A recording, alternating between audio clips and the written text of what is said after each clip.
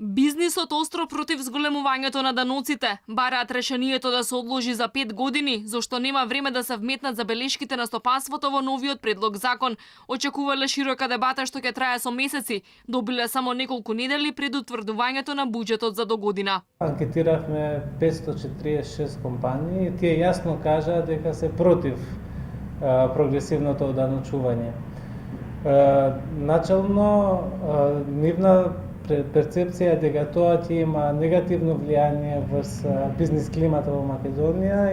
Стопанствениците сметаат дека анализата на Министерството за финансии е паушална, без сериозна проценка за тоа колку зголемените даноци ќе ја прошират сивата економија, ќе придонесат за зголемување на кириите за бизнисот и граѓаните, ќе ги одвратат странските инвеститори да вложуваат во земјава, како и заселењето на капиталот во други држави. Кога го прават својот избор, практично го прават врз основа на правната сигурност која што може да имаат во поединечна држава. Тоа го зголемува, а доколку немате вие правна сигурност, тоа го зголемува ризикот на нивната инвестиција и повеќе се склони кон тоа да инвестираат во држави каде што имаат поголема правна сигурност.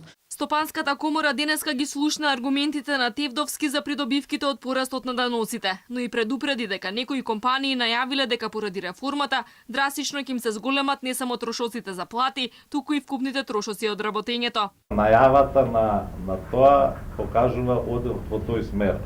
Конкретните пресметки ќе бидат накнадно поставени. Најпогоден од даночната реформа очекувано е IT секторот. Од масите алармираат дека младите програмери ќе бидат принудени да работат за помали плати, побавно да напредуваат и ќе бидат помалку продуктивни.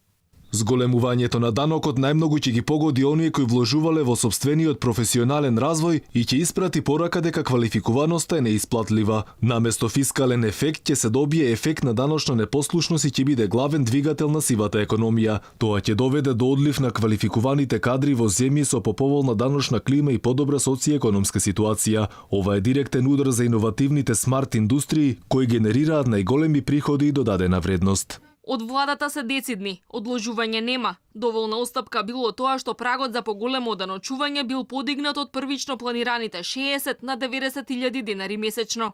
Има многу земји што има 3 стапки.